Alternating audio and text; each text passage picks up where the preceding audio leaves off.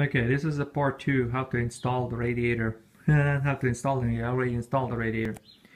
So installing the radiator is reverse process from uninstalling it. Just put everything back and bolt back on. That's it. But the main emphasis here, I was showing in a previous video that I'm going to install Koyo radiator, Koyo brand name, 2-core aluminum, and I did not. I had to send that radiator back. Not just because the radiator is bad, it's just I found a better radiator for the same price. I paid $300 for the Koyo radiator, and for same $300 I found this radiator. I'm not sure who makes it. Who makes this radiator? I don't remember the brand. It's not so much about the brand. It's just this radiator has a 3-core is copper, and it has a metal tank instead of plastic. So I think for $300 there's no brain I'm gonna go with this one. Just swapping back the radiator was not a problem. Now why did I swap the radiator to begin with? There's a lot of reasons why people change the radiator. My main purpose is my first radiator was clogged up.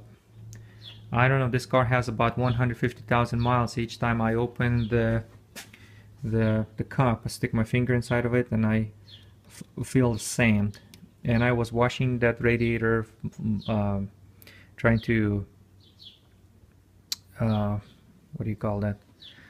Trying to get the sand out of it, trying to, you know, use the pressurized water, and it didn't help. So plus installing a supercharger, it is add additional heat to the engine, and my car was overheating. There is a small hill where I live, and each time I go up that hill, car would switches to 3rd gear, and I go about 70-75. My thermostat starts showing over 100 degrees centigrade, which is a boiling point, and over that, so it starts boiling, and that's not good, not a good sign.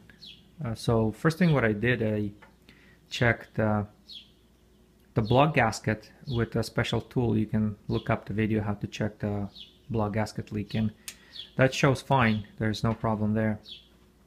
So my next step is the radiator. Once I swap the radiator, I no longer have an issue. So my car is not overheating anymore, even it's supercharged, and outside is a spring right now anyway. And FYI, when I was climbing that hill, the outside temperature was cold, was about 32 degrees. So what is it? I mean 32 Fahrenheit, so it's 0 Celsius, so it's really cold. So there was sufficient of cold air was blowing and was overheating. So anyway, got new radiator, install it, very happy. The car is right now not overheating. It's getting it's reading on my gauge. The maximum I got is about 90 degrees Celsius.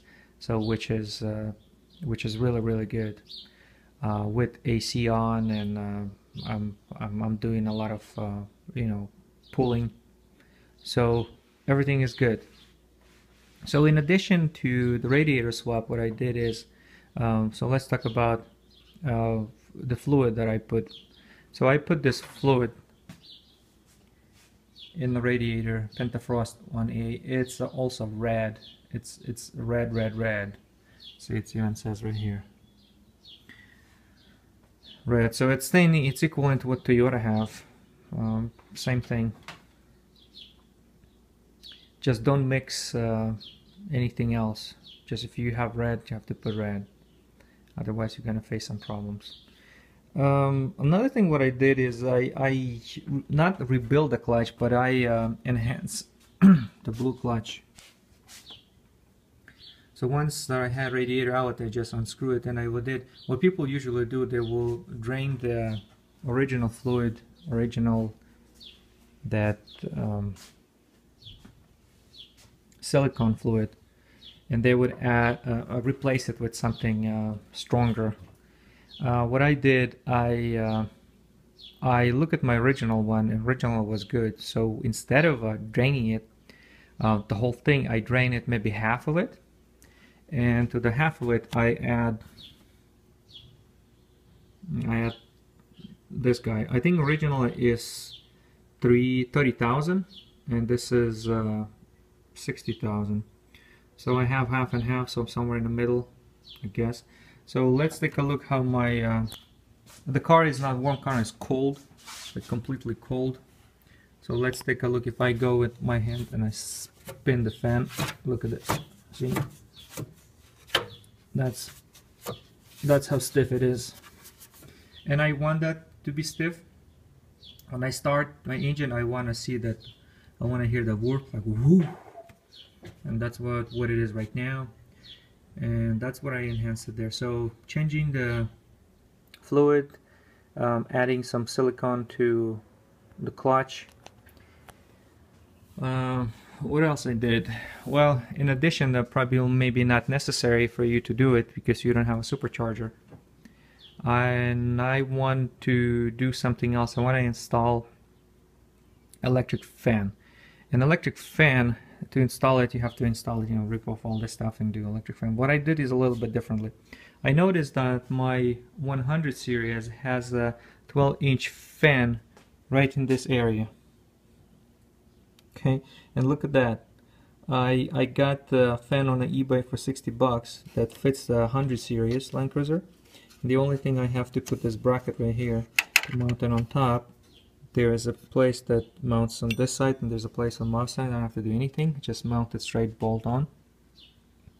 And of course I have to do the electrical.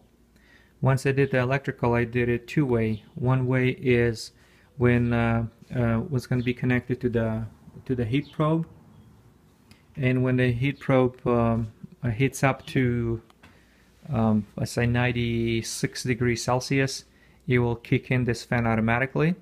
Or I wired this such a way that I can manually override that, which just means I can turn a switch from inside the car and make it fan run. So that's what I did. I used the same. Where is it? I need to turn the, so you can see it now. There's not enough light here.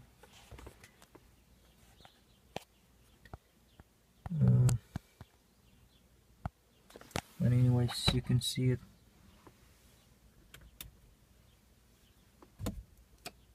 Yeah, that can be better. So you see the heating, the heater. I use the same, not the same switch, but switch on that side. I took it, so when I go on high, when I click high right here, it will set to automatic. It will do it automatically. But when I go to switch to low, you can hear it's on right now. Woo! Wow! Wow! Wow!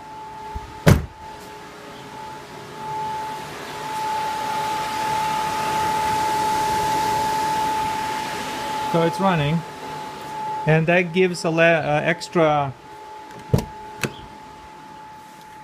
air. It pulls extra air.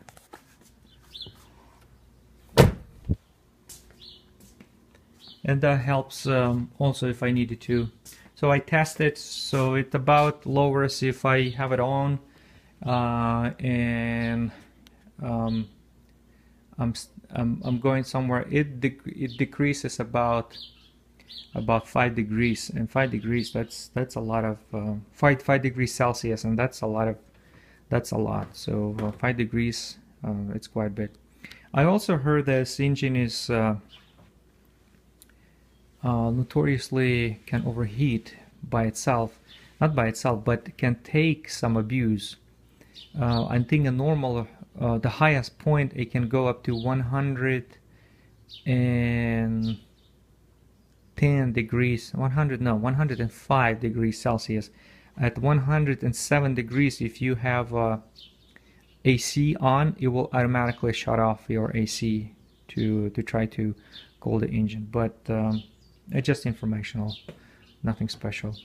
Also, a lot of people didn't pay attention to this radiator cap. I put an original one, no, not the original one, but the brand new one, but Toyota made.